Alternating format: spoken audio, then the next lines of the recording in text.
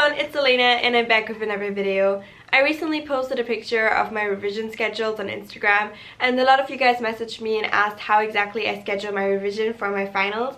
So I thought I'd make a short video where I explain my revision plans, and I also have all the templates for the plans that I'm showing you guys linked in the info box below. So yeah, let's get started. All my revision planning is in this folder, and that's where I have all my plans and everything is in here so that I have it all in one place. And this is something that I find really important. Like, it doesn't matter if you plan digitally or on paper, create one folder and keep everything in there so that you can always find your plans, because if you're already struggling to find your plan, you're going to be less motivated to even start. So when you open this up, you can see here my big plan and my exam dates, and then here are my individual plans. So let's just first quickly look at the big plan. So here I have my exam dates, because you always need to remember your exam dates. And I don't know, I feel like when I have them written down, it's a bit of like a motivation because I know I'm working towards that date. But in a way, it's also a good reminder like why you have to stay on track, because you know, those days are coming and they're not changing. And then I have my big plan here with all my papers on it. And this is my big overview. So here I have all my 4.5 papers listed. And for one, all the things are ticked off already because for this half paper, I'm already done. So for the other 4 papers, I have to tick off the notes, the study notes, revision 1, 2, and 3, and practice questions. So I have notes and study notes because my notes are notes on readings and my supervision notes and my lecture notes, etc. So I just make sure that they're all in order, that all the further reading that was set is done and was added to those notes, and then I create my study notes from these notes. So I have a different set of notes from which I study than the ones that I take in class, because my notes in class are much bigger and, you know, a lot more detail is included than I necessarily need for my exams.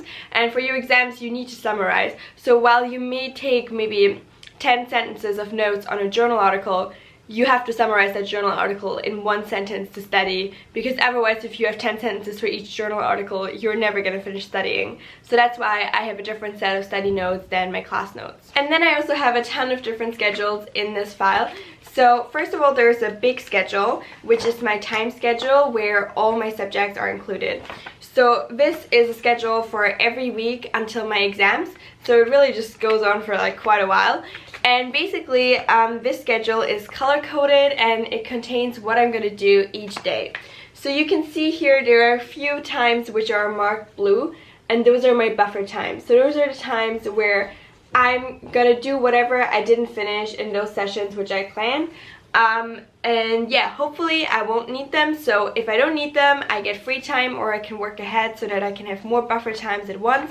I just decide what I'm going to do with them based on, you know, how far I am whenever I get to them. But basically this schedule is color-coded by paper. So you can see down here under the table, I have my subjects, and I just color code everything that I'm going to do according to the paper that I'm doing it for. So for example, note supervision 1 and 2 is marked in this turquoise color, so I know it's going to be for criminal law. Or if something is marked red, then I know it's going to be for civil law. And I find that just to be a little bit easier when I work with colors, because then I save myself some writing in this table and it just looks less complicated and less overwhelming. And I of course also mark down when I'm gonna revise things and when I'm gonna, you know, have my exams, etc. And basically this table just goes on for like quite a while, but I find it really useful to make one big table at the start of your revision. And yes, this is a little bit of work because you do have to go through your calendar and check when are you going to have what, when are there going to be certain events. So whenever I know that, you know, I'm going to be away from Cambridge or something, then I have to put this in here so that this plan doesn't become unrealistic. But I think it's really worth the time, and it doesn't take too much time. I think you can definitely do it in about 40 minutes, and it is really worth the effort, because then you know exactly how many days you have leading up to your exam to study and what you're going to do each day. And I find it to be super useful, because that way you know exactly that you can tackle everything that's exam relevant and that you have enough time to study it all. And what's really important is that you give yourself enough buffer times. I think I personally give myself probably a bit too much buffer time at times, but I'm really grateful to have it, because sometimes you just don't get through something even though you thought you'd get through it a lot quicker. and then you're really grateful to have buffer times. So give yourself a lot of buffer times, because otherwise this plan is going to become this overwhelming thing where you're getting really stressed if you can't finish something in time, and you don't want that to happen. In addition to this big time plan, I also have individual plans for my subjects. Now these aren't time plans or schedules, but rather these are lists of what I have to do. So what I did to create these is I basically went over the syllabus of each of my papers, and then I noted down what I need to know on the syllabus. And this is something that I think is really important, and that you really should do before you make a big schedule like this one where you plan in your time. Look at the syllabus of your paper, and I think this is really important for any university class, because sometimes not everything that's on the syllabus is necessarily covered in lectures or supervisions, so you may have to study some things that you don't even know about yet. And the syllabus is the most important document in the end, because this is what your examiners base their questions on. So if there's something on the syllabus, even if you haven't extensively covered it in lectures, it's absolutely fair game for the examiner to ask a question on that. And obviously you will have a choice of questions, but sometimes some of the things on the syllabus may just be extensions of what you already covered. So really reading up on 1 or 2 journal articles and that can be really helpful. And at least here for law, I found that most of the further reading helps you to cover everything that's on the syllabus. So as long as you do all the readings that they recommend, I think you can definitely get through it. So what I did is I basically took the syllabus and I broke it apart into big topics and then subtopics.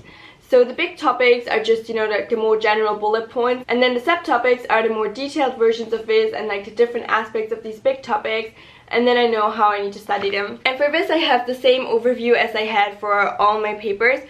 So notes, study notes, revision 1, 2, and 3, and practice questions. Now I want to explain why I have this and why I also have the big overview. So the big overview that I showed you guys at the start with all my 4 subjects, which was this table, which looked a lot less intimidating than my entire syllabus of 1 subject. And so the reason I have this table is to just have an overview of how far I am with all my subjects. So if I manage to tick off an entire column here, then I can tick it off in the big table. And the reason I'm doing this is just to, you know, see how far I am in general, and to like put it all into perspective with the big picture, and to not lose myself in these big tables here, because these tables go on for a few pages and it's easy to lose an overview here. That's why I like to have a bigger overview table. I also have my objectives and aims of the course here. And I would highly recommend looking at these when you look at the syllabus of your paper, because they may seem a bit boring and a bit general, but sometimes you can guess a little bit what the skills are that they want to see in an exam. So for example, if one section of aims and objectives for one paper emphasizes applying legal concepts to real life situations a lot, then you know that you're probably going to see a lot more problem questions than essay questions on that paper. And very often you already know that for the subject, but I think it's just good to look at it again and to also see what the examiner is going to expect to see in your paper, and then to keep that in mind while you do practice questions. Now I just quickly wanted to talk about why I have revision 1, 2, and 3 here.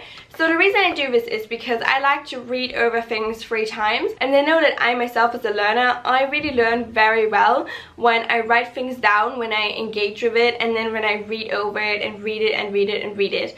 And I very often tend to write next to it just, you know, some keywords. So what I do is I just take a piece of paper and I just write down some keywords while I read through the text. Sometimes I also read it out loud to hear it again.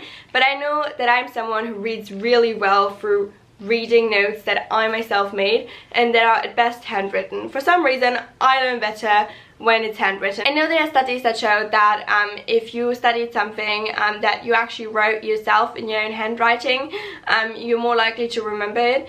So probably that's why. So that's just what I like to do, and I like to go over things 3 times, because I just found that after I go through something for 3 times, I usually have grasped all the key details, and anything that I don't remember after 3 times is probably not as relevant as I may have thought it is, because usually once you start studying you also realize, what are the really important concepts, and if I put any unnecessary details in there, if I don't know them after 3 revisions, I don't think I will need them in my final section, which is practice questions. Now what's also really important, I think, is that you actually give yourself time to do practice questions. Now I give myself a lot more time for revision than I do for practice questions, because I'm someone who learns a lot better from revision than through practice questions, but I know this is not true for most people. I know most people actually learn better when they have to use their knowledge. I'm just someone who really likes to think about concepts a lot and give herself a lot of time to understand them and really play with them in my brain. That's just how I work. I don't know why, but I personally learn better if I think about it for a few hours rather than do 5 practice questions in that time. But I know I still need to do some practice questions to prepare myself for the exam format and to also, you know how I apply these concepts. So that's why it's also really important that you give yourself enough time to then do these practice questions. So yeah, that's how I structure my revision. So just to explain to you guys really quickly the system again so that we can wrap it all together. I have one folder where I keep all my things, and I always have my exam dates right here, and then a big overview table to track my progress in all my papers, and this is just the big picture table. And then I have one big timetable where I scheduled all my revision sessions for each paper, and this is a very detailed weekly schedule. And I also always take the schedule for the week that we're in out of this and put it on my desk so that I can see it every day, so that I don't forget what I should be doing. And then I also broke down the syllabi of all of my papers into tables to know what exactly I need to do for each of my subjects. So there I always have a big topic section where I just have an overview of the key themes, and then I broke them apart into subtopics, and then I just tick off when I did my notes, study notes, revised it 3 times, and did practice questions. And that's pretty much what I do for every subject. And yeah, that's how I'm studying for my finals here at Cambridge in my first year. So yeah, I hope this is gonna be a good way of studying for my finals. Obviously this is my first time that I'm taking exams in law school, so I don't yet know if this is gonna be a successful method, but this is very similar to how I studied for my finals in high school. And I know back then having an organized study schedule was key, and it really helped me a lot. So yeah, I guess I'm just hoping that the strategy is gonna work out here as well. I guess my plan for now is to follow my study schedule and hope that it's gonna get me through my exams. So yeah, I hope you guys found this video helpful. If you guys want to have any of the templates for the plans that I showed, I'm gonna link them in the info box below. And I hope you guys found this video helpful. Thank you guys so much for watching. Have a nice day. Bye!